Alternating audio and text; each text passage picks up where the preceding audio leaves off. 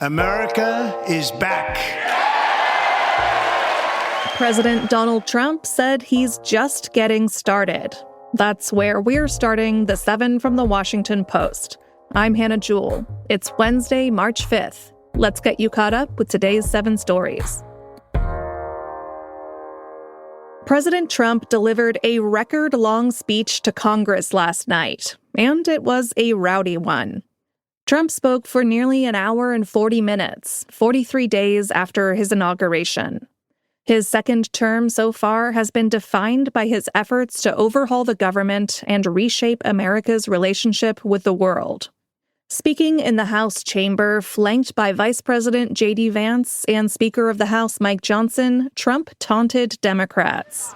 This is my 5th such speech to Congress. And once again, I look at the Democrats in front of me, and I realize there is absolutely nothing I can say to make them happy or to make them stand or smile or applaud. Nothing I can do. Many of those Democrats responded with boos or laughed at his claims. Representative Al Green of Texas was escorted from the chamber for protesting the speech.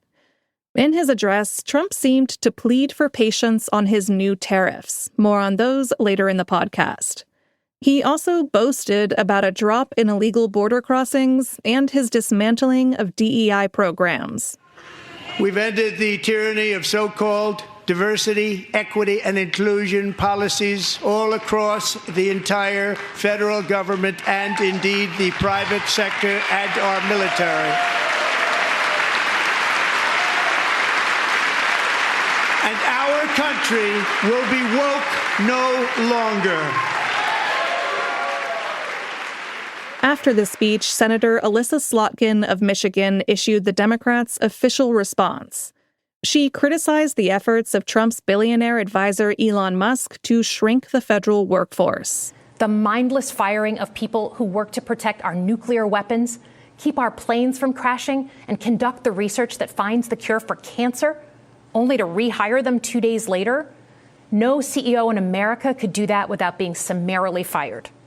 Our fact-checkers counted at least 26 claims by the president that were untrue, misleading, or which lacked context. You can find that list in our newsletter today. Find a link to that in our show notes. Ukraine's president put forward plans for a partial ceasefire with Russia.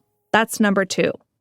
Relations between Ukraine and the U.S. have been severely strained in recent days. President Trump and Ukrainian President Volodymyr Zelensky had a very public dust-up in the Oval Office on Friday. Republicans, including Trump, have criticized Zelensky for not being adequately thankful to the U.S. Then Trump decided to freeze the U.S. military aid that Ukraine has relied on to battle the Russian invasion. So yesterday, Zelensky tried to soothe tensions. He said his disagreement with Trump was regrettable. And he proposed a new framework for a partial ceasefire with Russia. That would include prisoner releases.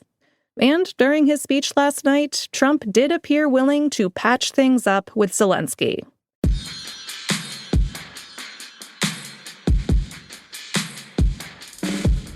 Number 3. China, Mexico, and Canada are retaliating against President Trump's new tariffs.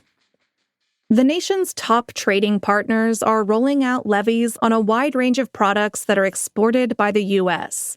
That includes soybeans, meat, and grains. It followed Trump's moves to increase tariffs on Chinese products by 10 percentage points. He's also imposing 25% tariffs on goods from Mexico and Canada. And you could start to notice the impacts immediately. Some Americans should expect to pay an extra 20 cents a gallon for gas, an additional 50 cents per avocado, and thousands more on new vehicles. The anticipated spike in prices comes as people are souring on the economy. After a period of post-election optimism, consumer sentiment surveys show that Americans are feeling worse about their finances.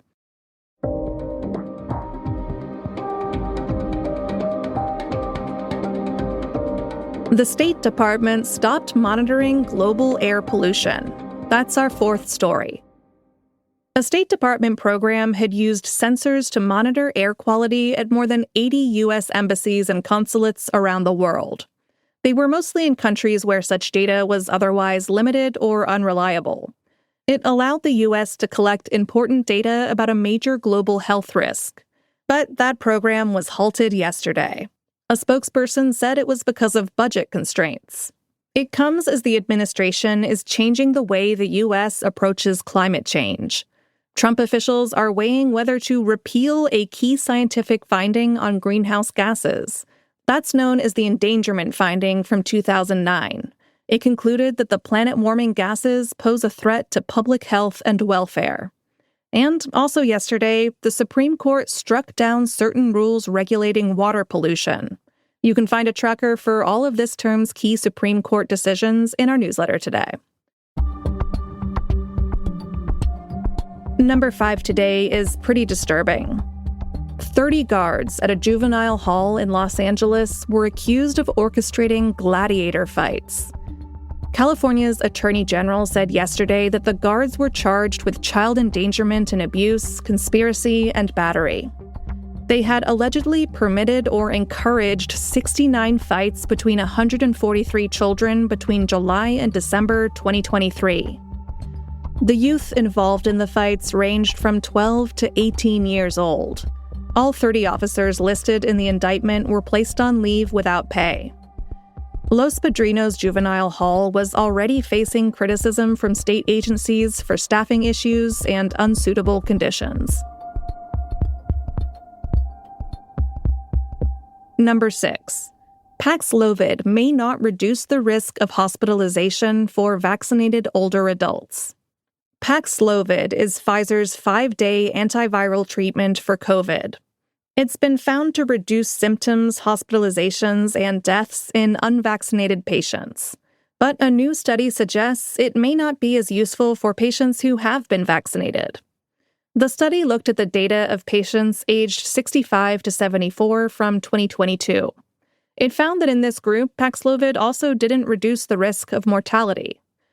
These results may influence patients' and doctors' decisions going forward about whether it's worth using the costly medication.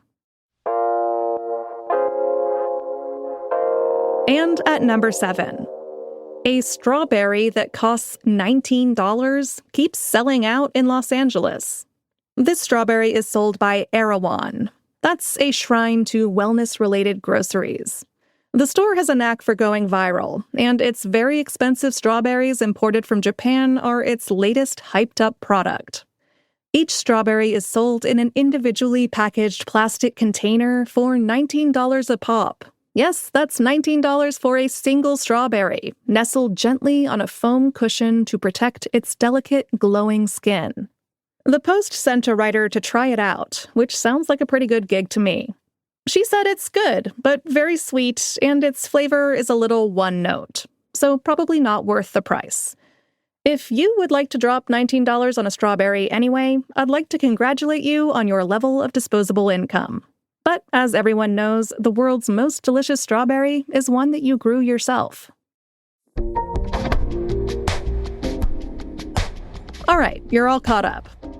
The time is as ripe as a $19 strawberry to subscribe to the Washington Post. Our newsroom is working 24/7 to deliver all the most important news from the U.S. and around the world, and the analysis you need to help make sense of it all.